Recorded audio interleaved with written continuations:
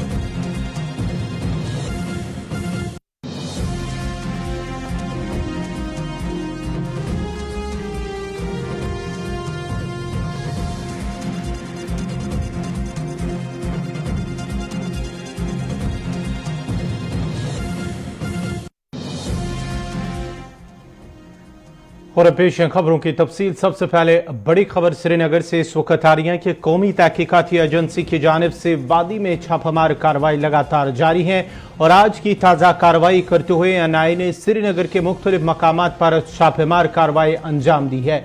जराये का कहना है कि इमराकदुल, लालचौक और सनवार और दीगर कई मकामात पर छापामार कार्रवाई अंजाम दी गई है, जिस दौरान रिहायशी मकानों के साथ साथ कई दफातर में भी तलाशी ली जा रही है। एनआई की टीम के हमरा पुलिस और सीआरपीएफ के एहलकार भी शामिल थे जो इस कार्रवाई को अंजाम दे रहे हैं, जहां पर मुख्तलिफ मकामात पर आज अलग सुबह ही एनआई की टीम ने कार्रवाई शुरू की है। वादी के अंदर श्रीनगर की बात करेंगे, इमराकदुल, सोनवार और दीगर कई अहम मकामात पर एनआई की जानिब से छापामार कार्रवाई की जा रही है और इस सिलसिले में कहा जा रहा है कि ह्यूमन राइट्स एक्टिविस्ट जो है, समाज जो कारकुन हैं ह्यूमन राइट्स के, उनके दफातर में भी छापामार कार्रवाई की जा रही है और ज़रा से खबर आ रही है कि मिलिटेंट को फंड यानी कि रुकूमत की जो इल्ज़ामात है उसको लेकर छापामार कार्रवाई अंजाम दी जा रही है।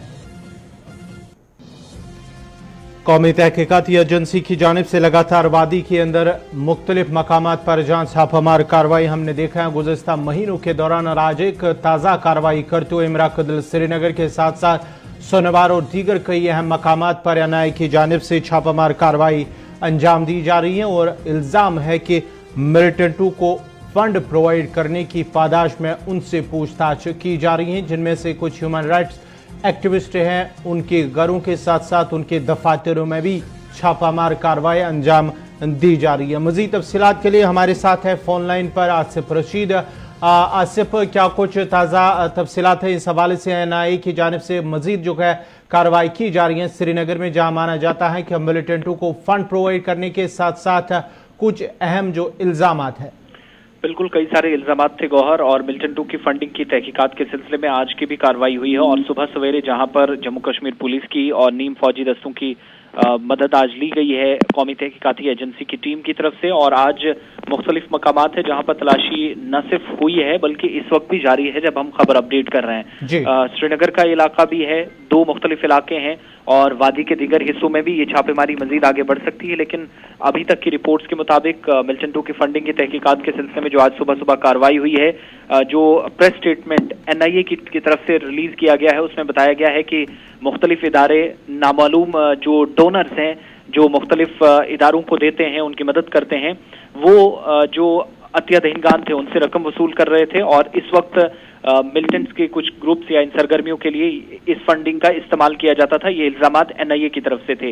वहीं रिपोर्ट्स या जो एनआईए की ये प्रेस रिलीज हमारे पास पहुंची है उसमें ये भी बताया गया है कि अमीरा कदर लाल चौक का इलाका है, सोनवार है, दोनों जगह पर छापेमारी हुई है और कुछ इंसानी हुकूक के कारकुन जो मुख्तलिफ हिस्सों के अंदर काम करते रहे हैं, बिलखुसूस वादी के अंदर कश्मीर से उनका ताल्लुक है, उनके घरों और दफातर पर कार्रवाई ये जो आज की है वो छापेमारी हुई है।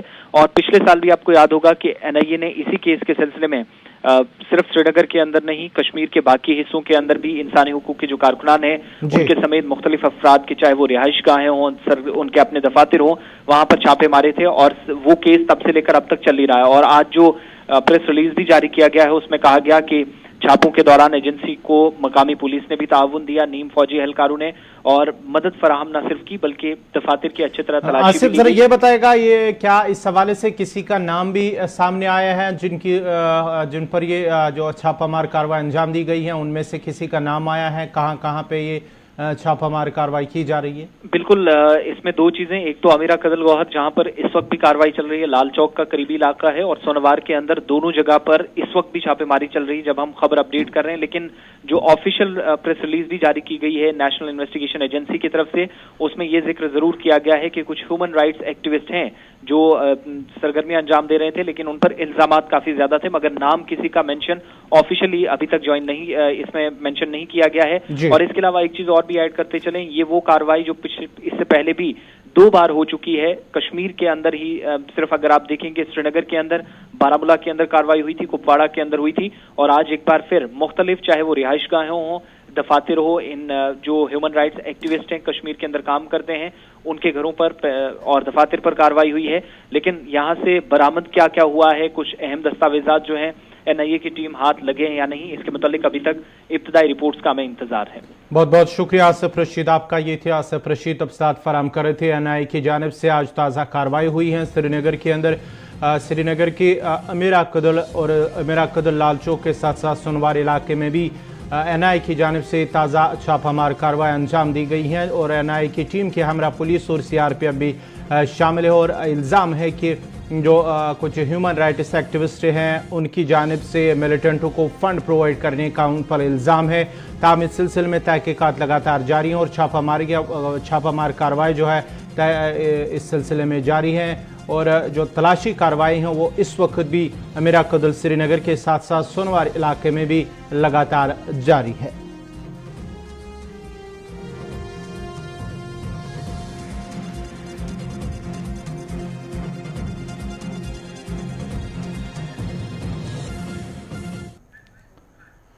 पंजाब के पठानकोट में वाक़ा फौजी कैंप के गेट पर ग्रेनेड धमाका हुआ है। फौजी कैंप के त्रिवेणी गेट पर बाइक सवारों ने ग्रेनेड फेंका था। वाज़ह रहे कि इस हमले के बाद पठानकोट के तमाम इलाकों में अलर्ट जारी कर दिया गया है और सीसीटीवी फुटेज के जरिए हमला करने वालों की शिनाख्त की कोशिशें की जा रही है। पठानकोट के एसएसपी का कहना है कि पहली नज़र से लगता है कि यहाँ ग्रेनेड धमाका हुआ है, ताहम इस सिलसिले में तहकीकात जारी है। बताया जा रहा है कि यहाँ से एक मोटरसाइकिल गुजरी थी और जिस वक्त वो मोटरसाइकिल वहाँ से गुजरी उसी वक्त ये धमाका हुआ है। उन्होंने कहा कि पुलिस को उम्मीद है कि अच्छी सीसीटीवी फुटेज मिल जाएगी जो हमला करने वालों की शिनाख्त में मदद करेगी।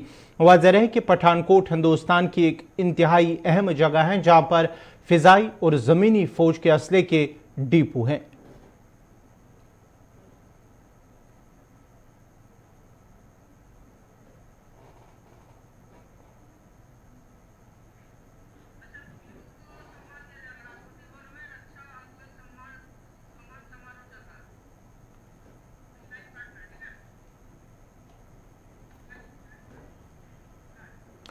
नाजरीन, हम आपको सीधे राष्ट्रपति भवन लिए चलते हैं जहां पर सदर हिंद रामनाथ कोविंद की जानिब से जो है पुरस्कार अवार्ड जो है वो दिए जा रहे हैं। साधारण दृढ़ता बनाई रखी। इस कार्य से सभी सशस्त्र बलों का और खास तौर पर भारतीय वायुसेना का मनोबल बढ़ा। इस प्रकार विंग कमांडर वर्तमान अभिनंदन ने अपनी व्यक्तिगत सुरक्षा की परवाह न करते हुए अपने कर्तव्य के प्रति असाधारण समर्पण तथा शत्रु के सामने अदम्य साहस और शौर्य का प्रदर्शन किया। ग्रुप कैप्टन वर्तमान अभिनंदन।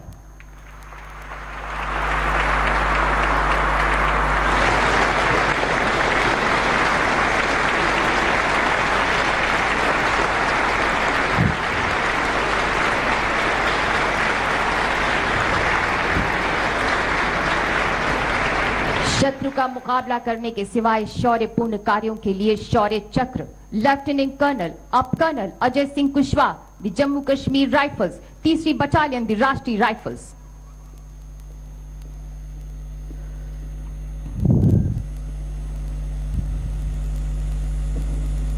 जिला अनंतनाग, जम्मू और कश्मीर में दिनांक 22 नवंबर 2018 की रात 11:55 पर आतंकवादियों की उपस्थिति की विशेष खबर प्राप्त हुई। लेफ्टिनेंट कर्नल अजय सिंह कुशवाहा सेना मेडल द्वारा तुरंत कार्रवाई कर संदिग्ध क्षेत्र के घेराव के लिए एक छोटी सी टुकड़ी का नेतृत्व किया गया। आतंकवादियों ने बाहर निकलते हुए अंधाधुंध गोलीबारी की। अडिग रहकर आपने प्रमुख आतंकवादी को जवाबी गोलीबारी से बाध्य किया। 4 आतंकवादियों के एक समूह द्वारा हमला करने पर आपने अदम्य साहस और निर्भीक जोश का प्रदर्शन करते हुए स्थिति को नियंत्रित किया। दुश्मन की गोलीबारी के बीच आपने अपने फौलादी इरादों को प्रदर्शित करते हुए सीमित कवर के साथ लश्कर ए तोयबा के 2 कमांडरों श्रेणी A++ का सामना किया और गहन नजदीकी संघर्ष में उन्हें मार गिराया, जबकि अन्य 2 आतंकवादियों को आपने गंभीर रूप से घायल कर दिया। इस प्रकार लेफ्टिनेंट कर्नल अजय सिंह कुशवाहा सेना मेडल ने असाधारण सामरिक कौशल, बेबाक साहस और विशुद्ध नेतृत्व गुणों का प्रदर्शन किया, जिसके कारण 6 कट्टर आतंकवादियों को मार गिराया गया। कर्नल अजय सिंह कुशवाहा।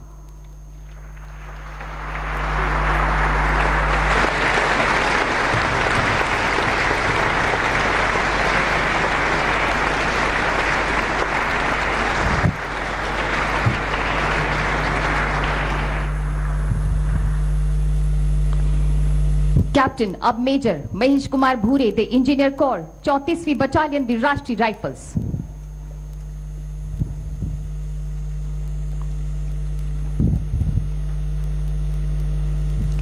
पच्चीस नवंबर 2018 को captain Mahesh Kumar Bhure operation team के मिशन लीडर थे।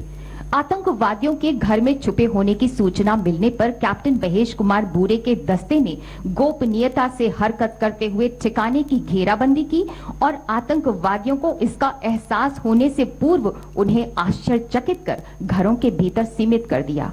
आभास होते ही आतंकवादियों ने अंधेरे का लाभ उठाकर भीषण गोलाबारी कर भागने और घेराबंदी तोड़ने की कोशिश की। मौका देखकर आपने गुत्थम गुत्था की लड़ाई में एक कैटेगरी A आतंकवादी को मार गिराया और बाकी आतंकवादियों को वापस भागने पर मजबूर कर दिया। आपने अपनी जान की परवाह न करते हुए गोलाबारी में घायल हुए अपने साथी को सुरक्षित स्थान पर पहुंचाया और घेराबंदी को सुदृढ़ किया। पुनः अदम्य साहस और दृढ़ संकल्प का परिचय देते हुए आप रेंगते हुए आतंकवादियों के ठिकाने के निकट पहुंचे और उत्कृष्ट युद्ध कौशल का प्रदर्शन करते हुए आपने कैटेगरी A आतंकवादी को ढेर कर दिया। इस प्रकार कैप्टन महेश कुमार भूरे ने अंधाधुंध गोलीबारी के बीच अनुकरणीय नेतृत्व, अतुलनीय साहस और सहकर्मियों के प्रति कर्तव्य निष्ठा का परिचय दिया। मेजर महेश कुमार भूरे।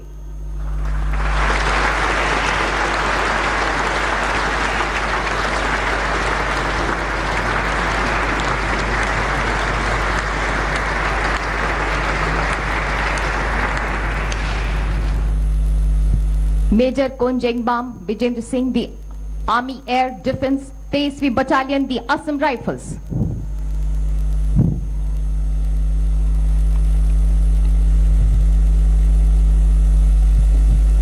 मणिपुर के एक गांव में कट्टर हथियारबंद आतंकवादियों की उपस्थिति की सूचना के आधार पर मेजर कोंजेंगबाम विजेंद्र सिंह ने एक विस्तृत योजना बनाई तथा जंगल युद्ध में कुशलता, दक्षता और रणनीतिक समझ के साथ बेहद भयावह जंगली रास्ते और मौसम की विषम परिस्थितियों के बावजूद लंबी दूरी पर निगरानी हेतु एक दल तैनात कर अत्यधिक शारीरिक और मानसिक सहनशीलता का परिचय दिया।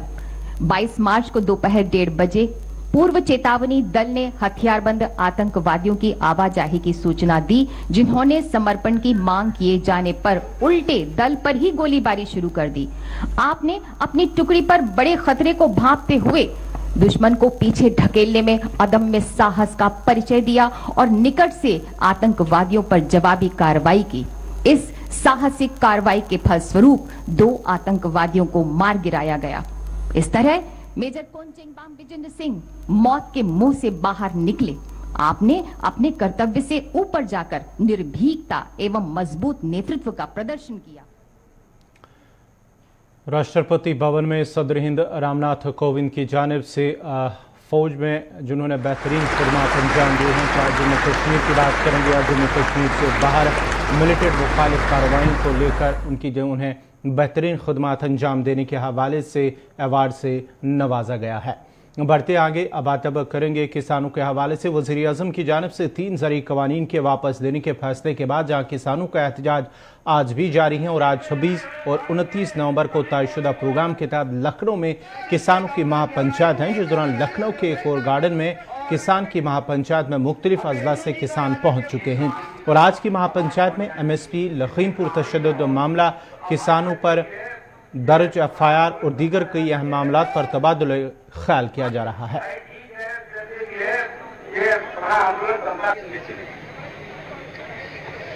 वाहिगुरू जी का खालसा। जो संयुक्त मोदी के पैनल करे ये जो कार्यक्रम हो रहा है इसमें आए हुए एक्सपर्ट क्या करेंगे? किसान है ना, इसका कम रेट में क्यों बिक रहा है? एक्सपर्ट क्या करेगा उसमें? कमेटी तो बड़ी हुई है 2011 में। ये जब मुख्यमंत्री थे तो इन्होंने अपनी रिपोर्ट दी थी कि MSP पे गारंटी कानून बनना चाहिए। भारत सरकार की एक कमेटी बनी थी, उसके हेड मोदी जी थे जब ये मुख्यमंत्री थे जी। वह कमेटी थी, उसने कमेटी ने रिपोर्ट दी थी कि MSP पे गारंटी कानून बनना चाहिए और उस रिपोर्ट को लागू कर दो।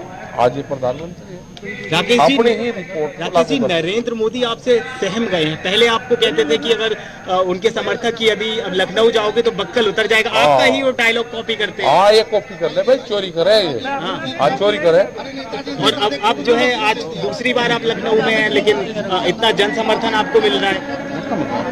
अरे तो जनता की तो आवाज है। ये आधे रेट में अपनी फसल बेच के आ रहे, कहाँ बेचे?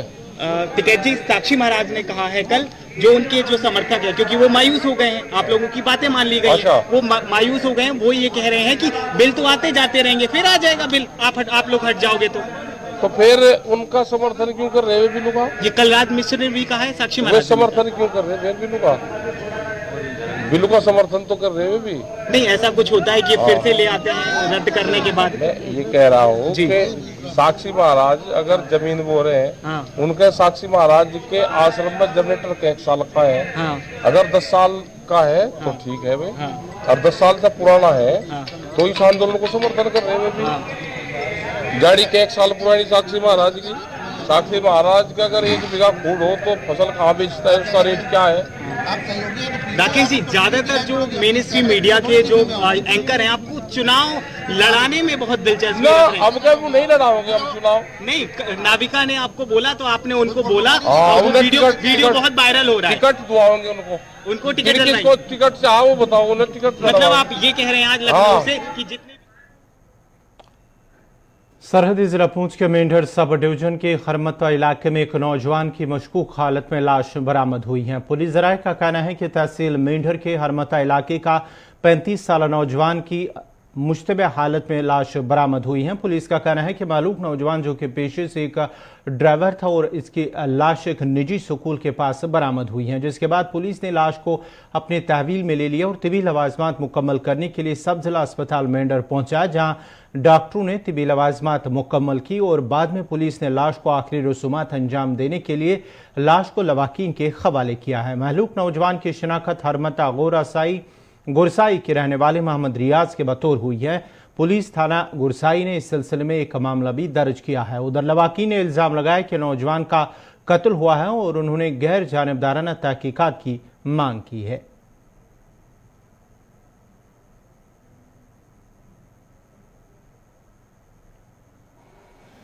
छोटा भाई था और ये कल घर से बोल के निकला था कि मैं जा रहा हूँ ट्रक के साथ, तो ये कुछ लड़के और भी बहुत है साथ के, इनके साथ है, पता नहीं कौन कौन थे ये इनका नाम मैं नहीं जानता हूँ, लेकिन हमारे साथ इसकी पता नहीं है किसके साथ है, लेकिन हमारे साथ इंसाफ होना चाहिए और वो लड़के भी जो इसके साथ थे उनको भी पकड़ना ज़रूरी है, क्योंकि ये जो भी हैं उनको भी और इसके बच्चों को भी इंसाफ मिलना चाहिए और इसको भी इंसाफ मिलना चाहिए। वजह से हुई है। जो इसके साथ थे उन्हीं की वजह से हुई है, क्योंकि अगर ये अपनी मौत से मरता तो वहाँ जहाँ ये पड़ा हुआ मिला है वहाँ कुछ ना कुछ केसर होती या कुछ ना कुछ निशान होता वहाँ, लेकिन ये इसको मार के वहाँ रखा गया है। यार जिंदा मॉर्निंग में ये खबर मिली थी कि एक यंग यूथ इसकी 35 है जो आइडेंटिफाइड हुआ है मोहम्मद रियाज सना मोहम्मद हुसैन और मुता गुरसाई, वो अंडर सस्पिशियस सर्कमस्टेंसेस उसकी डेड बॉडी की फील्ड में मिली है।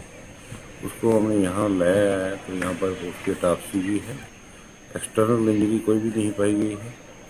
वो ऑटोप्सी की है, विसरा लिए हम उसका फसल भेज रहे हैं, उसी में विसरा रिपोर्ट के बाद रूल आउट होगा कि कहीं पॉइजनिंग है या कहीं भी किसी किस्म की ड्रग्स भी है।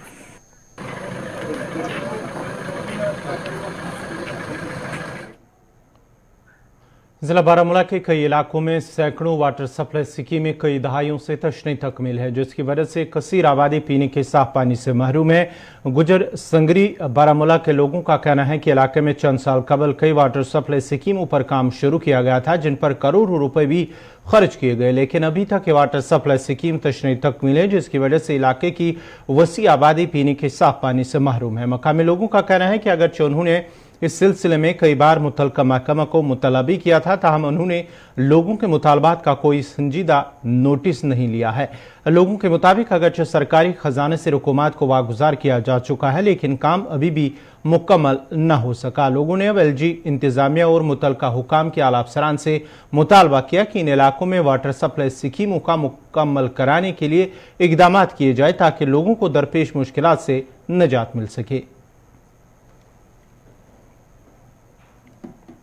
जल जीवन मिशन के हवाले से बात करें, क्योंकि पिछली दफ़ा मरकजी सरकार के साथ साथ यूटी जम्मू कश्मीर एडमिनिस्ट्रेशन ने एक स्कीम लाई थी जल जीवन मिशन, हर घर में जो है नल के जरिए पानी पहुंचाया जाएगा। तहम अगर हम इस गुजर संगरी के हवाले से बात करें जहां पे हम इस वक्त मौजूद हैं, ये रिहाइश पजीर इलाके के साथ साथ पहाड़ी इलाका है और यहाँ पे जो लोगों के जो मुश्किलात हैं पानी के हवाले से वो काफ़ी उरूज पे हैं।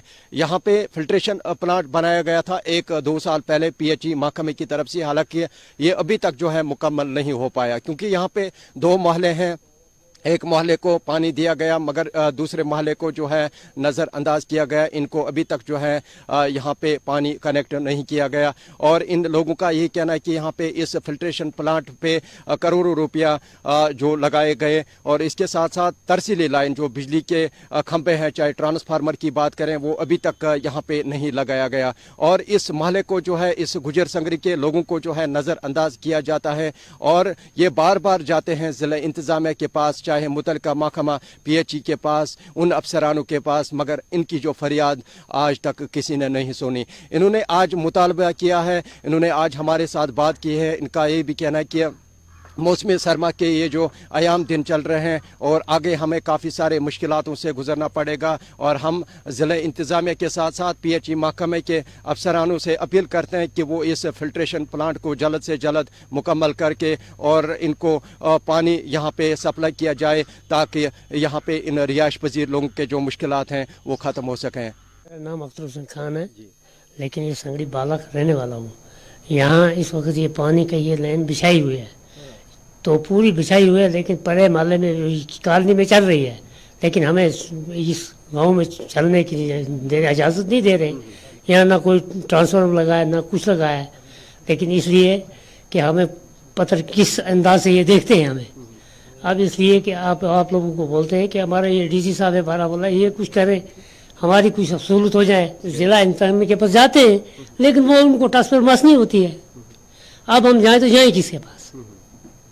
अब इसमें क्या करने की जरूरत है, क्या क्या लगाना है? इसमें ट्रांसफार्मर लगाना है, मशीनरी लगानी है, जिससे वो पानी ऊपर चढ़ेगा, फिर वहाँ से वो पानी हमें आएगा, हमें पानी की।